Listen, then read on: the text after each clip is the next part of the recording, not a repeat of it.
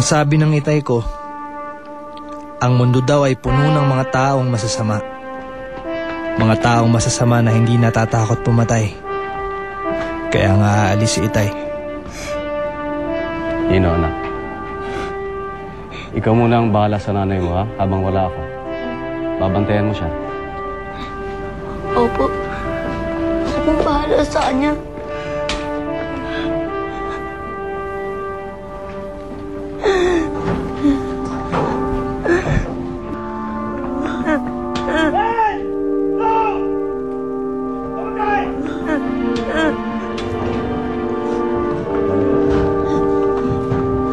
Tuloy na. Mag-ingat ka. Umuwi ka buhay. Hihintayin ka namin. Saan? Yan ang pinapangako ko sa'yo, ha?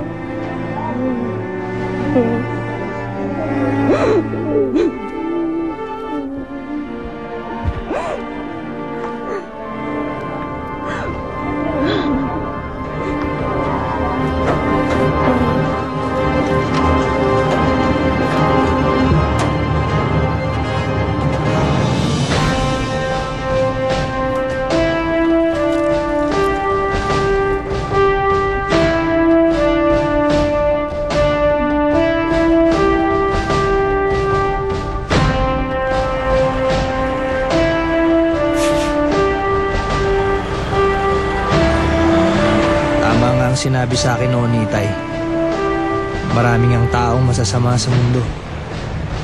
Dahil sa kamay ng isang taong masama, kaya nawala sa amin ni Inay ang itay ko.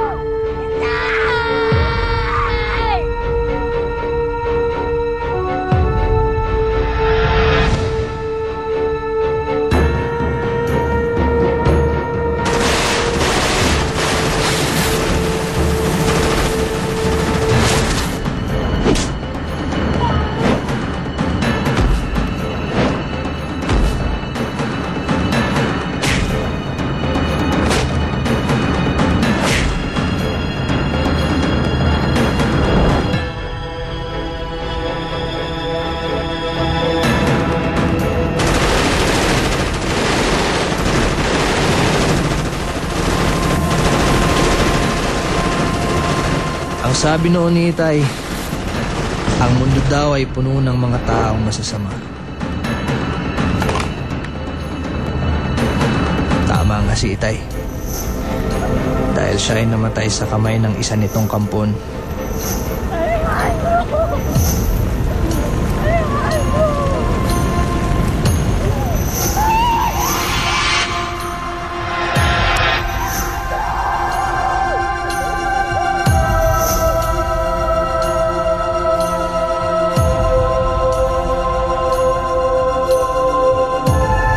Ako ngayon ang kwintas nito.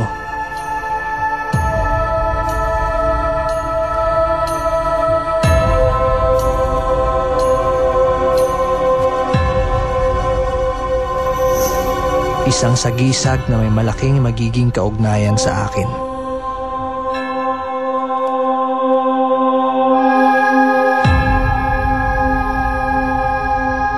Pagkatapos ng mahigit 2 linggong pag-iimbestiga at paghahanap, bigo pa rin ang mga otoridad na mahanap si Abresia.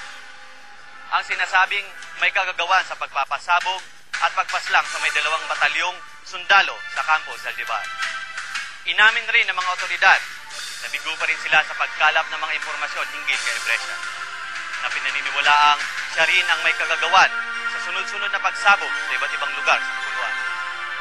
Kung kaya tinatawagan nila ang lahat na makipagtulungan para mahuli ang babaeng terorista.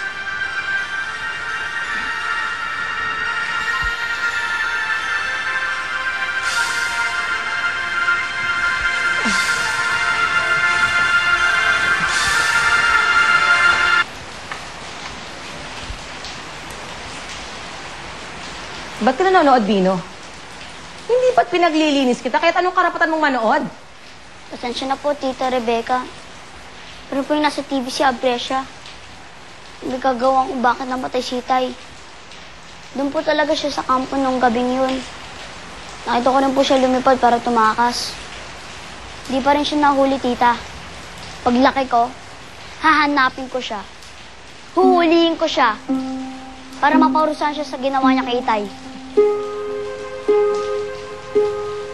Kung ang mga pulis at sundalo walang magawa laban sa kanya dahil may kapangyarihan siya. Ikaw pa?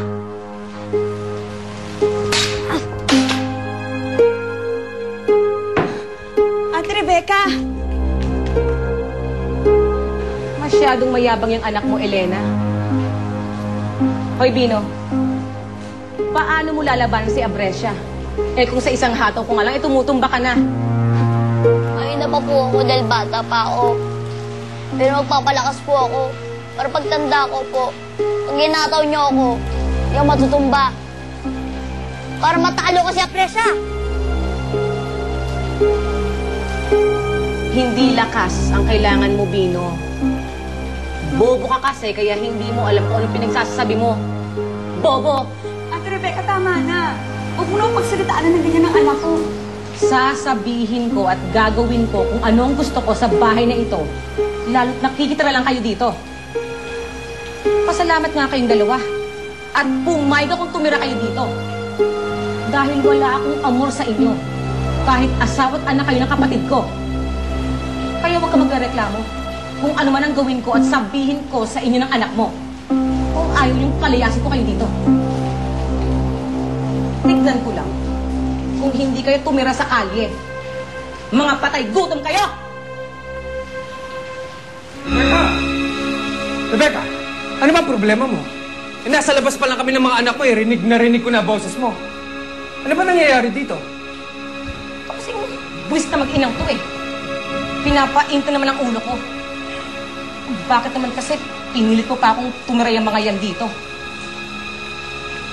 Bakit ka ganyan magsalita sa kanila? Hindi ba pamilya mo mga yan? Pwede ba tigilan mo na yan, ha? Sama mo ako sa taas. Halika na!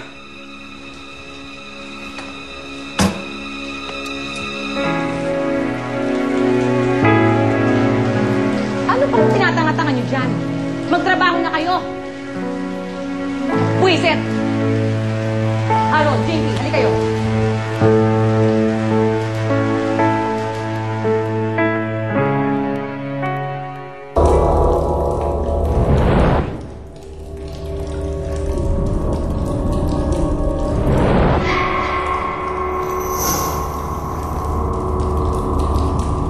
Abresia?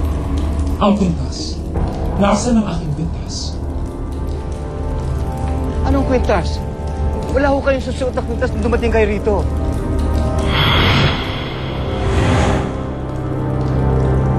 Abresia! Anong nangyari sa'yo? Ha? Talaga, halika ka. Subatan kayo nung dumating dito. At wala kami nakitang kwintas. Hindi maaaring mawala sa akin ang kwintas na yun. Pagkat yun lang ang aking susi para makabalik sa Cherry Banda. Kaya kailangan makita kong kwintas. Kailangan mabawi ko yun kung sino mang may hawak nun.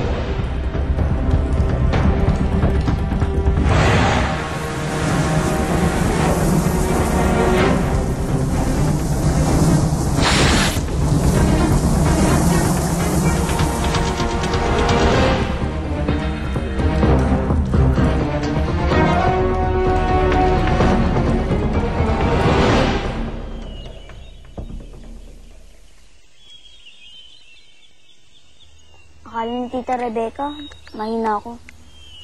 Pero mali siya. Dahil hindi ako mahina. Kaya kaya ko labanan ang amo mo. Teka lang. Kung may power si Abresia, may power din ako.